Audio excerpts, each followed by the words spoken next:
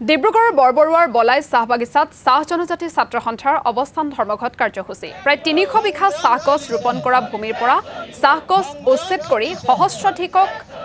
হাতে মৰাৰ ষড়যন্ত্ৰ কৰাৰ অভিযোগ প্ৰতিবাদকাৰীসকলৰ বাগিচাখনৰ কৰ্তৃপক্ষই শ্ৰমিকসকলৰ অজ্ঞাতে এক প্ৰকাৰ স্বজন তোষণ নীতি অৱলম্বন কৰাৰ অভিযোগ উত্থাপন কৰিছে প্ৰতিবাদী শ্ৰমিকসকলে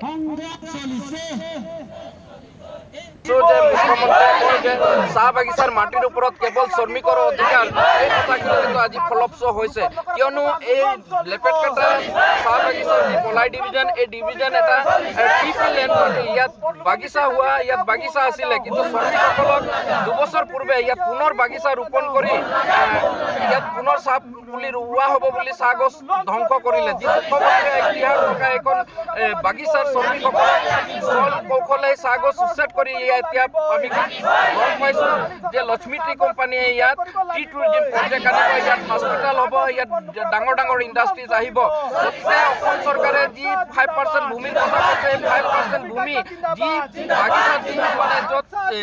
চাহ গছ ৰোৱাৰ উপযোগী নহয় সেই ভূমিৰ কথাহে আচলতে অসম ভূমি আইনত আছে কিন্তু যি বনিয়া গোষ্ঠী লক্ষ্মী টি কোম্পানীৰ যি মানে চাহ শ্ৰমিক বিৰোধী নীতি এই কাৰ্য মানে বাগিচাখন উচ্ছেদ কৰাৰ কাৰণে আমি ধিক্কাৰ দিছোঁ আৰু আমি দাবী উত্থাপন কৰিছোঁ যে চাহ শ্ৰমিকৰ হাজাৰ হাজাৰ শ্ৰমিকৰ জীৱন আৰু জীৱিকাৰ ক্ষেত্ৰত এই টিপি লেণ্ড হৈ থাকক ইয়াত কেতিয়াও ইণ্ডাষ্ট্ৰী লেণ্ড হ'বলৈ দিয়া নহ'ব আৰু যিসমূহ ভূমি চাহ গছ ৰোৱাৰ উপযোগী নহয় এই ভূমিত যদি কিবা প্ৰজেক্ট আনে তাত আমাৰ ক'বলগীয়া নাই কিন্তু ইয়াত কৰ্তৃপক্ষ সম্পূৰ্ণ শ্ৰমিকক আন্ধাৰত ৰাখি এই যে ভূমিয়াৰ হাতত ৩০০ বিঘা মাটি লৈ যাব বিচাৰিছে সেইটোত আমি চাহ ছাত্ৰ সন্থাই গভীৰ উদ্বেগ প্ৰকাশ কৰিছোঁ।